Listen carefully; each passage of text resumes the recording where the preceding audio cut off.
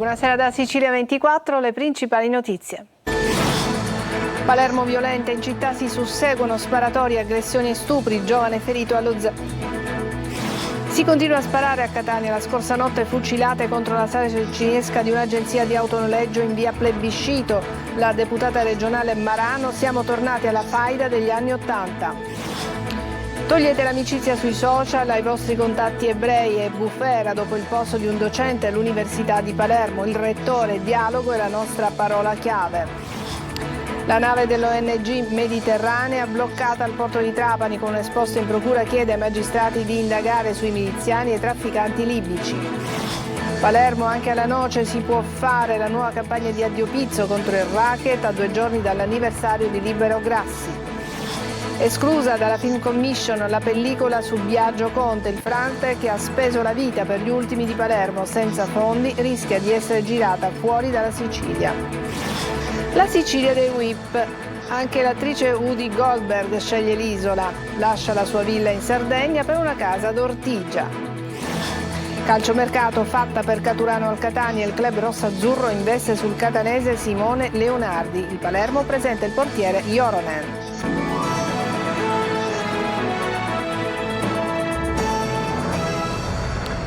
Bentrovati, ancora violenza di strada a Palermo. Un giovane di 25 anni è stato ferito alle gambe a colpi di pistola allo Zen. Intanto i carabinieri hanno arrestato il presunto stupratore del Foro Italica, colto nella quasi flagranza dopo l'ultima aggressione a una turista americana. Manlio Viola.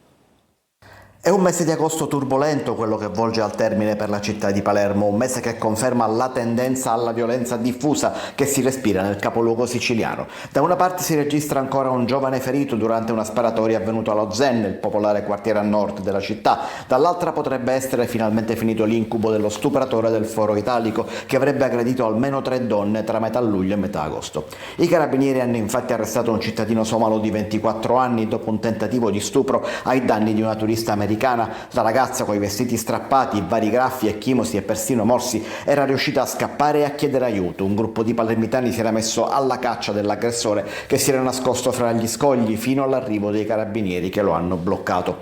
L'episodio risale alla notte di Ferragosto, ma è stato reso noto soltanto adesso, dopo la convalida del fermo. L'uomo corrisponde alla descrizione anche del responsabile di altri 2 tentati stupri della notte del festino, il 14 luglio, e di una decina di giorni dopo, ma nessuno dei 2 episodi gli è stato alla fine contestato.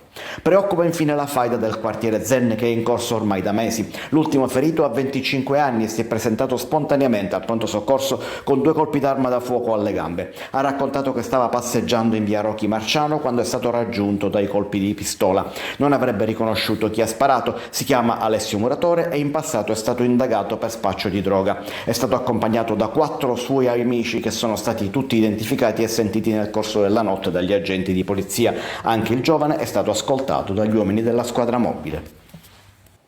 E sempre a Palermo un agente penitenziario è stato aggredito da un detenuto nel carcere Pagliarelli.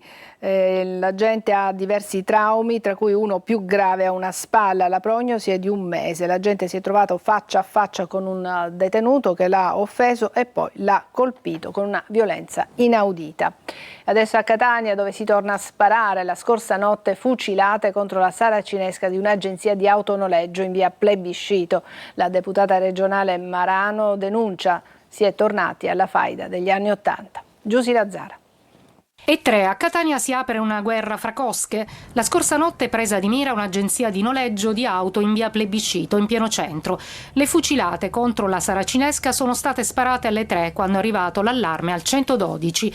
Si indaga per accertare se un'unica mano c'è stata anche per le altre 2 sparatorie appena 24 ore fa.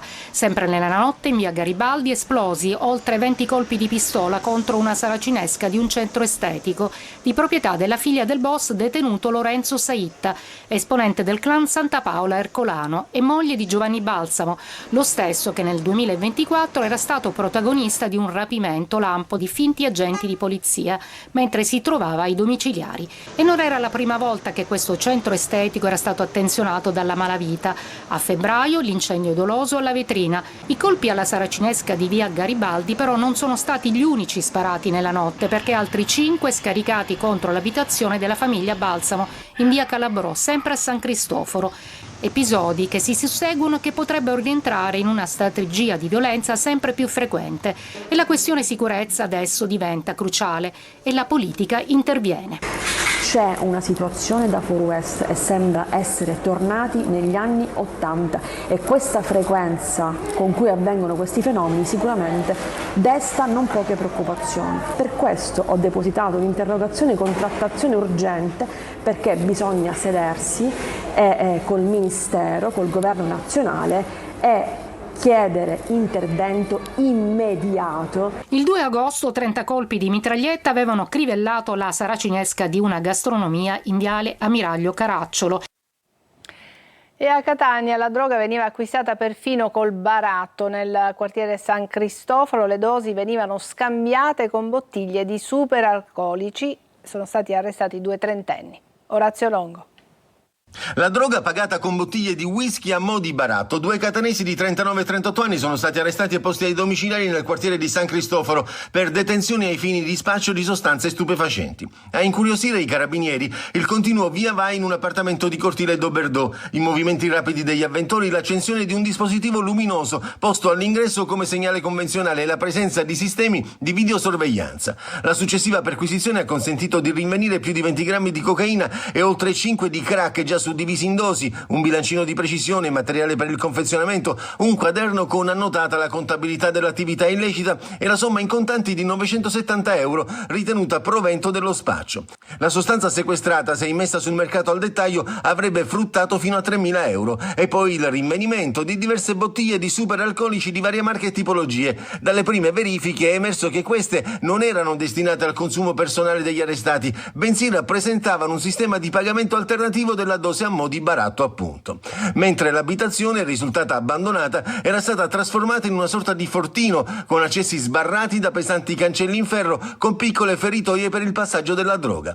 Oltre agli arresti, gli investigatori hanno proceduto al sequestro preventivo dell'immobile. Togliete l'amicizia ai vostri contatti ebrei su Facebook. È bufera dopo il post di un docente dell'Università di Palermo. Sentiamo Manlio Viola.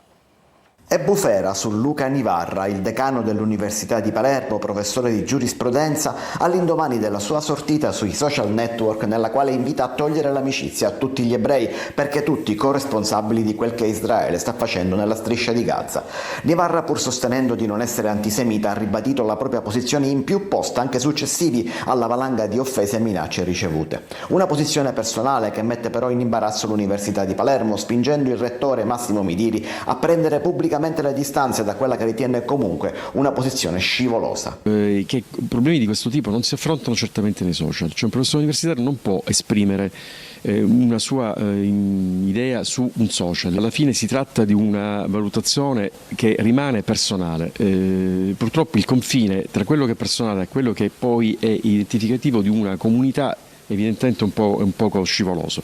Ma se la posizione dell'università è chiara ed è per il dialogo costruttivo, condannando sia l'attacco di Hamas del 7 ottobre che la reazione israeliana fino ad oggi, Midiri esclude che possano esserci provvedimenti disciplinari nei confronti del decano. Stiamo affrontando il problema con i nostri avvocati, ma non credo che andremo avanti con provvedimenti disciplinari. Anche per il ministro dell'università Anna Maria Bernini il posto del professor Nivarra è inopportuno. Le parole del rettore Midiri, ha detto il ministro, rappresentano una presa di distanza netta e doverosa da affermazioni inaccettabili, rendendo onore all'intera comunità accademica palermitana.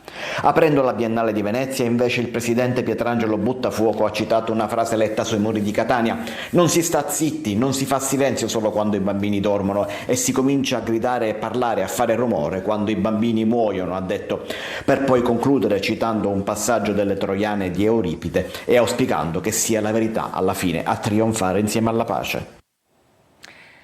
La ONG Mediterranea, la nave bloccata al porto di Trapani per un fermo amministrativo, ha presentato un esposto penale alla Procura di Trapani. Chiede ai magistrati di individuare le responsabilità dei gravi reati commessi da miliziani e trafficanti libici e le complicità italiane nella collaborazione e nel sostegno a questi gruppi criminali. Laura Spanò.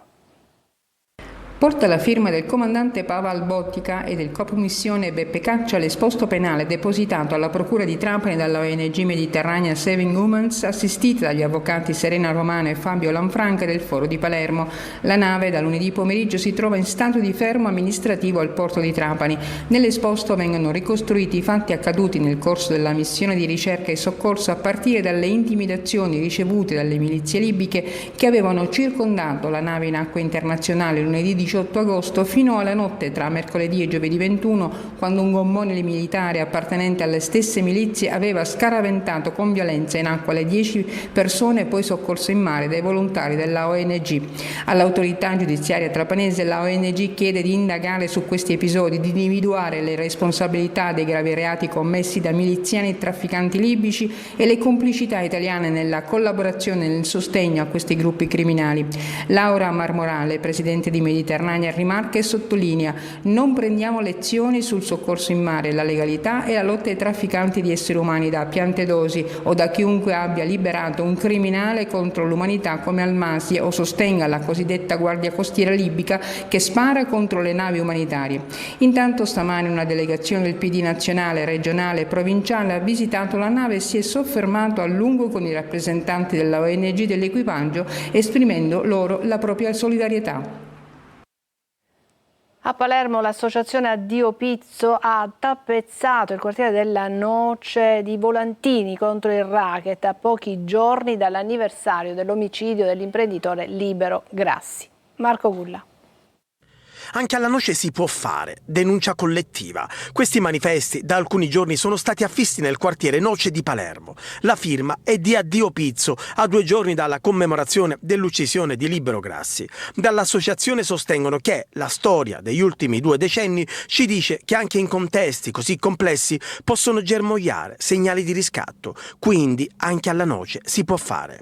E in ogni via del quartiere sono stati affissi i manifesti. Chi ha denunciato diverse volte è Giuseppe Piraino, imprenditore che ha sempre avuto il coraggio di non abbassarsi a Cosa Nostra. Io direi che è cambiato veramente poco. La consapevolezza che la mafia e il pizzo sono una realtà costante nel tempo è indiscutibile. Il problema è che comunque la gente che ancora oggi pensa se denunciare oppure no ha paura. Certo che ha paura.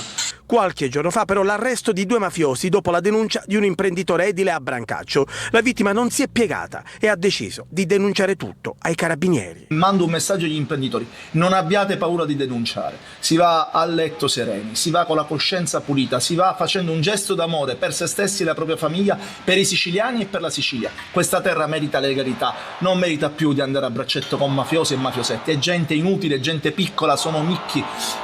Cosa dobbiamo fare per questa terra? Cambiarla. A Ragusa e provincia, carenza di personale negli uffici che si occupano di infortuni sul lavoro. In prefettura è stato lanciato l'allarme, ma sono scoperti e senza personale sufficiente anche INAIL, INPS, Procura e forze di polizia. Veronica Barbarino.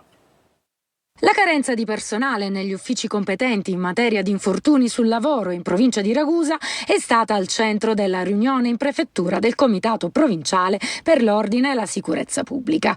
Le forze in campo risultano insufficienti per garantire prevenzione e contrasto di reati sul lavoro. Allo Spresal su 35 unità organizzative come organico adeguato sono presenti in pianta organica 14 funzionari e in atto, perché fra assenze, vacanze, eccetera, sono attualmente 6.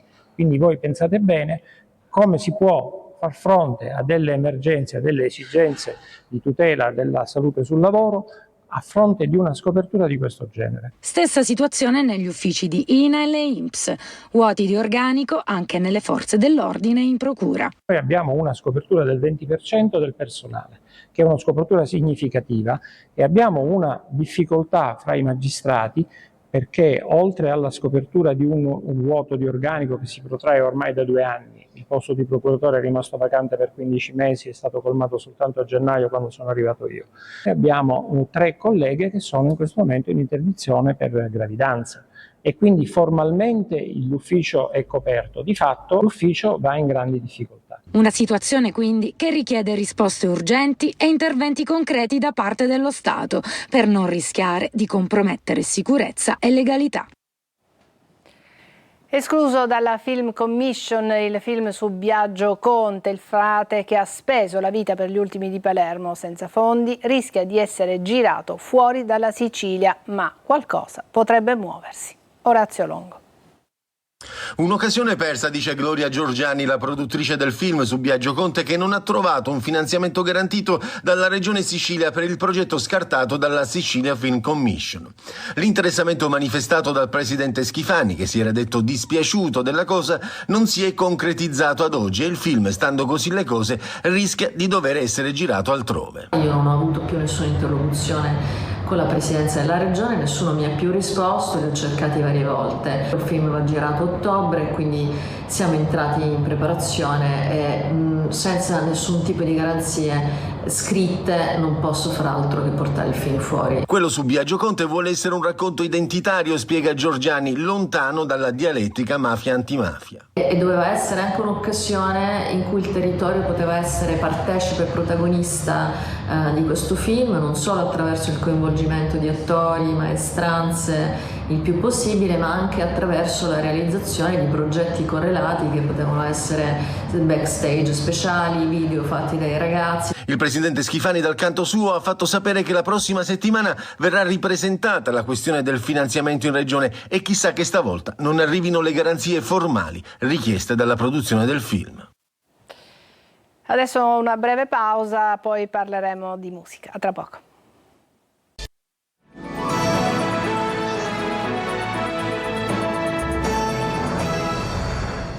La Sicilia piace sempre di più ai personaggi dello spettacolo, personaggi famosi. Ultima tra i VIP che hanno scelto la Sicilia come terra d'elezione è l'attrice americana Whoopi Goldberg. Lascia la Sardegna per una casa a Ortigia, centro storico di Siracusa. Francesco Aloi.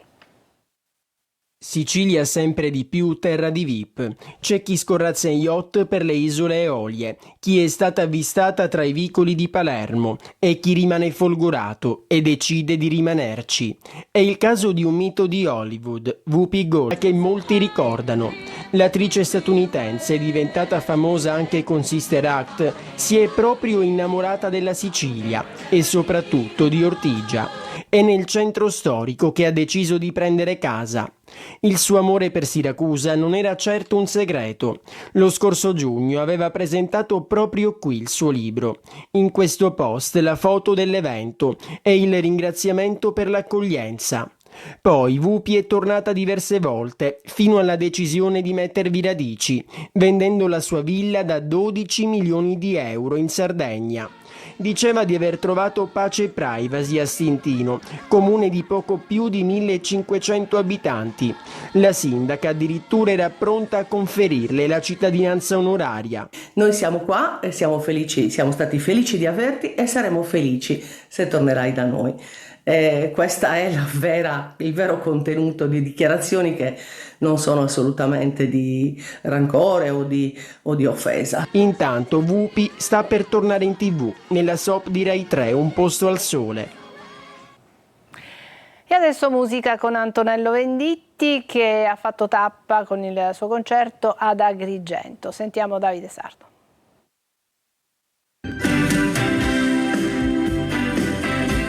Tutto esaurito alla Live Arena dello Sport Village di Agrigento per un Antonello Venditti in grande forma. Parla di uomini e donne come solo lei sa.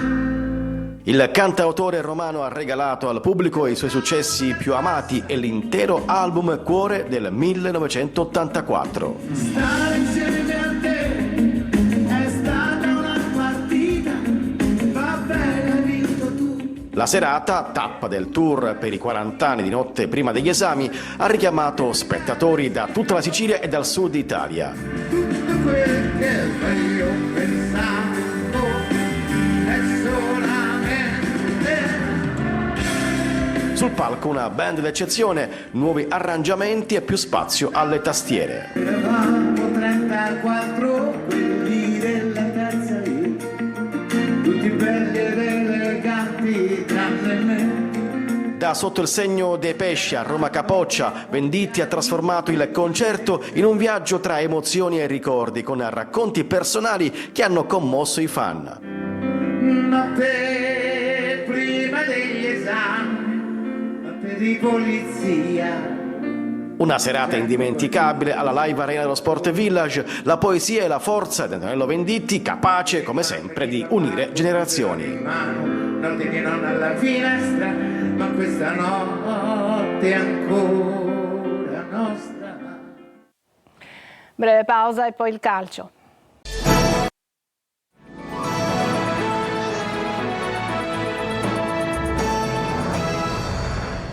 Eccoci al calcio, dal campo al mercato. Per l'ultima settimana di trattative il Catania ha l'obiettivo di completare soprattutto attacco e centrocampo. Fatta l'operazione per Caturano. Sentiamo Francesco Triolo. L'ultima settimana di calciomercato, quella che solitamente è la più ricca di colpi, anche last minute. Il Catania ci si fionda forte del 6-0 al Foggia e dell'atmosfera del Massimino, bei biglietti da visita delle ambizioni rossazzurre da presentare al tavolo delle trattative. E il DS Pastore ha già trovato l'attaccante e Salvatore Caturano il prescelto, d'accordo già col Catania sulla base di un triennale sul quale ha spalmato l'ingaggio che aveva per i prossimi 2 anni a Potenza. Caturano arriverà in giornata in città. Il Catania ha chiuso anche un'altra operazione, quella per l'ingaggio di Simone Leonardi, catanese, classe 2005, ma è un investimento per il futuro più che a breve termine. Arriva infatti a titolo definitivo dalla Sampdoria, legandosi per 4 anni, ma verrà girato in prestito per farlo crescere in una squadra in cui troverebbe maggiore spazio, Ternano, Triestina, le più accreditate ad oggi. Anche a centrocampo si farà qualcosa, già c'è un accordo di massima con la Juve Stabia per uno scambio Buglio-Quaini. Per il centrocampista nativo di Lucca 2 anni di contratto in rossazzurro. Aperta anche la porta in uscita. Marsura ha già risolto il contratto, D'Andrea, non convocato contro il Foggia e sondato da Sorrento e Tim Altamura, sarà il prossimo. Chiarella dovrebbe andare al Siracusa, su Silvestri c'è la Triestina, mentre il Crotone si sta muovendo per Allegretto, ma prima deve liberare uno slot nella lista dei giocatori.